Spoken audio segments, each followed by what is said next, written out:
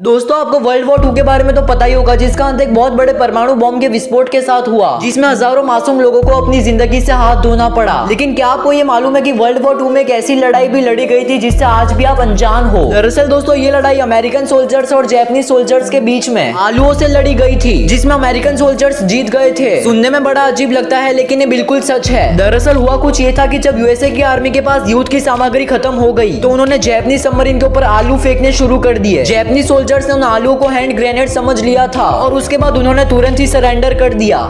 Dubai का नाम सुनते ही आप सबके दिमाग में ऐशो आराम और शान और शौकत के विचार आते होंगे, लेकिन क्या आपको ये मालूम है कि दुबई पीने का पानी का एक एक कतरा कितने मुश्किल से जमा करता है, क्योंकि दुबई में सालाना 4 इंच से भी कम बारिश होती है। तो ऐसे में दुबई पीने का पानी का इंतजाम कैसे करता है? बता दें आपको, दुबई पीने का पानी का इंतजाम क्लाउड सीडिंग नामक टेक्नोलॉजी से करता है, जिसमें सिल्वर आयोडाइड नामक कंपोनेंट को बादलों के ऊपर स्प्रे किया जाता है, जो बादलों में ही मौजूद छोटे छोटे ड्रॉपलेट्स को एक दूसरे से मिलने पर मजबूर कर देते हैं, और ये ड्रॉपलेट्स इतने हैवी हो जाते हैं जिसके बाद ये बारिश के रूप में धरती की तरफ गिरना शुरू हो जाते हैं। और इसी पानी को दुबई हजर के पहाड़ों में बने एक डैम में इकट्ठा करता है, जो ना सिर्फ पीने के लिए काम आता है बल्कि दुबई इससे बिजली भी प्रोड्यूस करता है।